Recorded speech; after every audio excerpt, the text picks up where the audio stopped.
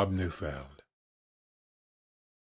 A shepherd's dog had a master who took no care of him, but often let him suffer the greatest hunger.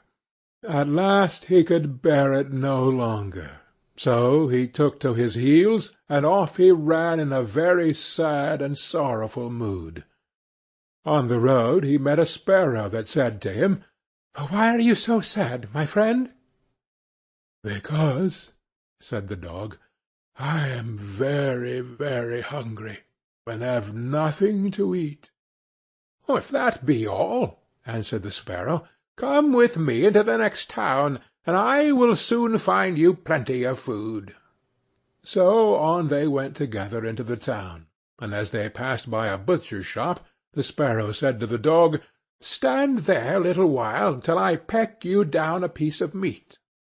So the sparrow perched upon the shelf, and having first looked carefully about her to see if any one was watching her, she pecked and scratched at a steak that lay upon the edge of the shelf, till at last down it fell.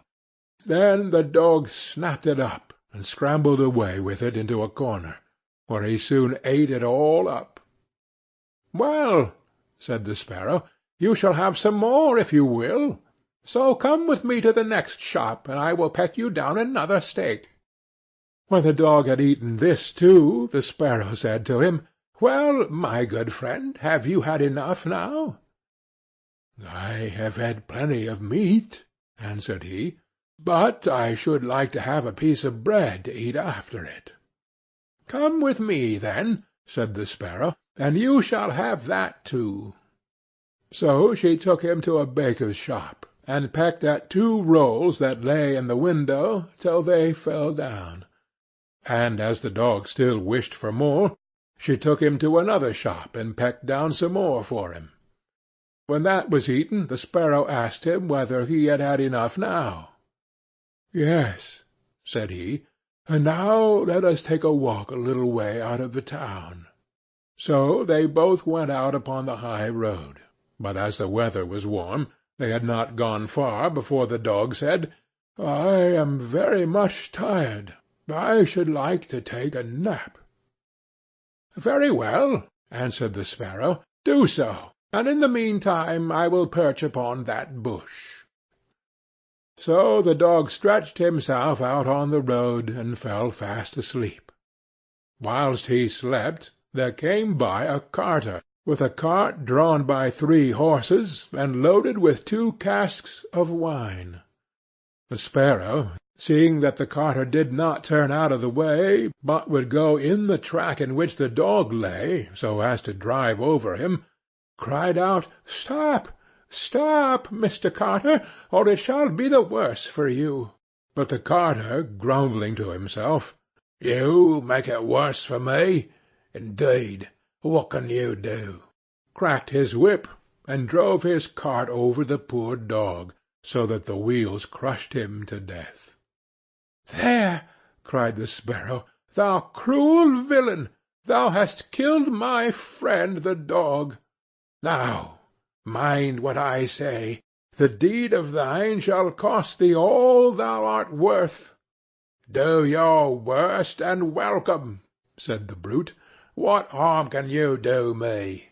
and passed on. But the sparrow crept under the tilt of the cart, and pecked at the bung of one of the casks till she loosened it, and then all the wine ran out, without the carter seeing it. At last he looked round, and saw that the cart was dripping, and the cask quite empty. "Oh, what an unlucky wretch I am!" cried he. "Not wretch enough yet," said the sparrow, as she alighted upon the head of one of the horses, and pecked at him till he reared up and kicked. When the carter saw this, he drew out his hatchet and aimed a blow at the sparrow, meaning to kill her. But she flew away, and the blow fell upon the poor horse's head with such force that he fell down dead. "Oh, an unlucky wretch that I am!" cried he. "Not wretch enough yet," said the sparrow. And as the carter went on with the other 2 horses, she again crept under the tilt of the cart, and pecked out the bung of the second cask, so that all the wine ran out.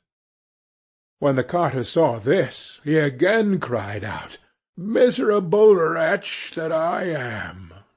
But the sparrow answered, "Not wretch enough yet," and perched on the head of the second horse, and pecked at him too.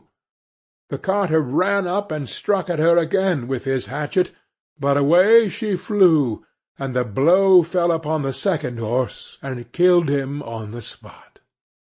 "Alas, miserable wretch that I am!" cried he.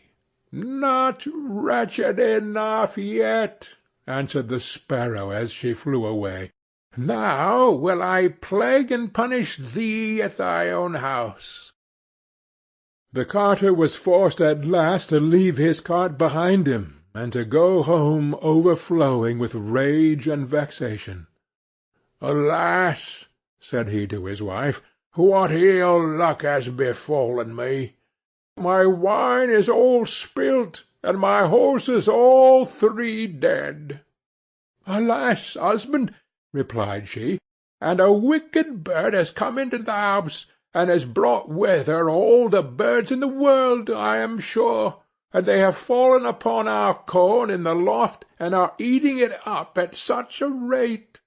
Away ran the husband upstairs, and saw thousands of birds sitting upon the floor eating up his corn, with the sparrow in the midst of them. "Oh, unlucky wretch that I am!" cried the carter, for he saw that the corn was almost gone. "Not wretch enough yet," said the sparrow. "My cruelty shall cost thee thy life yet," and away she flew.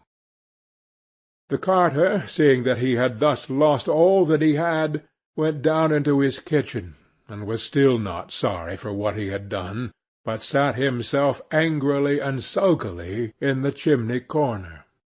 But the sparrow sat on the outside of the window, and cried, "Carter, thy cruelty shall cost thee thy life." With that he jumped up in a rage, seized his hatchet, and threw it at the sparrow.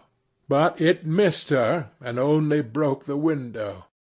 The sparrow now hopped in, perched upon the window-seat, and cried, "Carter, it shall cost thee thy life."